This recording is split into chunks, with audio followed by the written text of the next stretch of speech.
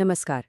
सोचिए एक ऐसी जगह जहां लाखों लोग सिर्फ आस्था की एक डुबकी लगाने आते हैं, वहां अचानक आस्था और कानून आमने सामने आ जाएं।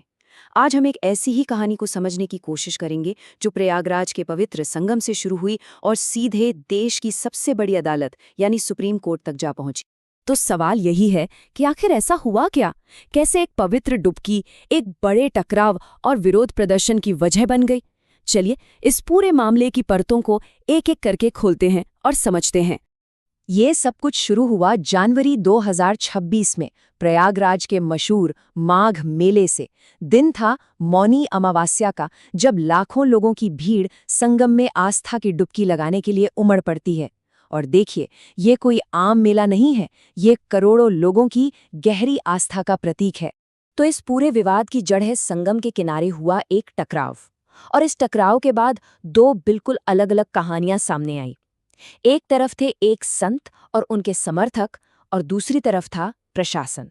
स्वामी अविमुक्तेश्वरानंद के पक्ष का यह आरोप है कि जब वो अपनी पालकी में संगम स्नान के लिए जा रहे थे तो पुलिस ने न सिर्फ उन्हें रोका बल्कि उनके समर्थकों के साथ मारपीट भी की।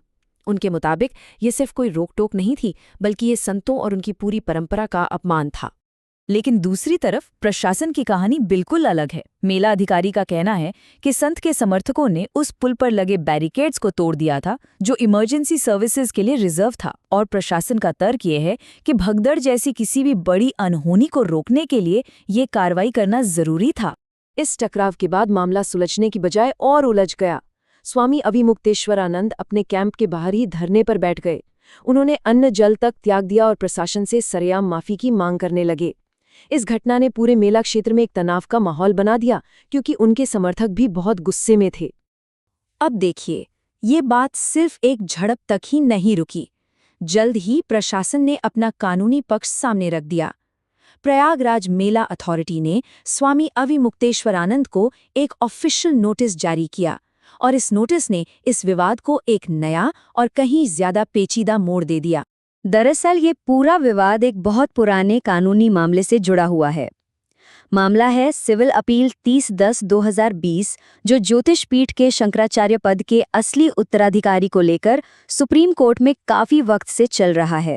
तो प्रशासन ने अपनी नोटिस में अक्टूबर 2022 के सुप्रीम कोर्ट के एक आदेश का हवाला दिया।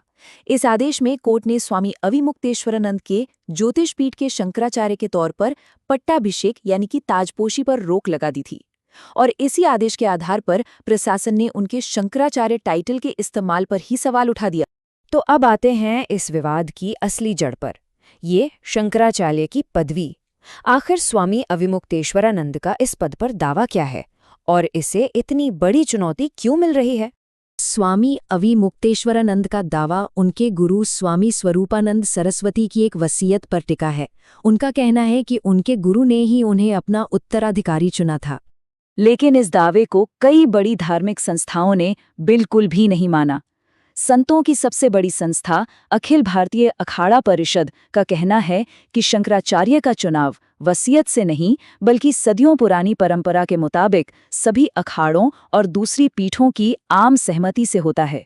और तो और जो बाकी 3 मेन पीठ हैं, उनके शंकराचार्यों ने भी इस नियुक्ति को मान्यता नहीं दी है, जिससे ये विवाद और भी गहरा हो गया है। अच्छा, इस पूरे विवाद को ठीक से समझने के लिए हमें थोड़ा इतिहास में जाना होगा। 8वीं सदी में ये शंकराचार्य पद और पीठ की व्यवस्था आखिर है क्या, जिसे सदियों पहले बनाया गया था? तो देखिए, 8वीं सदी में आदि शंकराचार्य ने भारत के 4 कोनों में इन 4 मठों यानी पीठों की स्थापना की थी।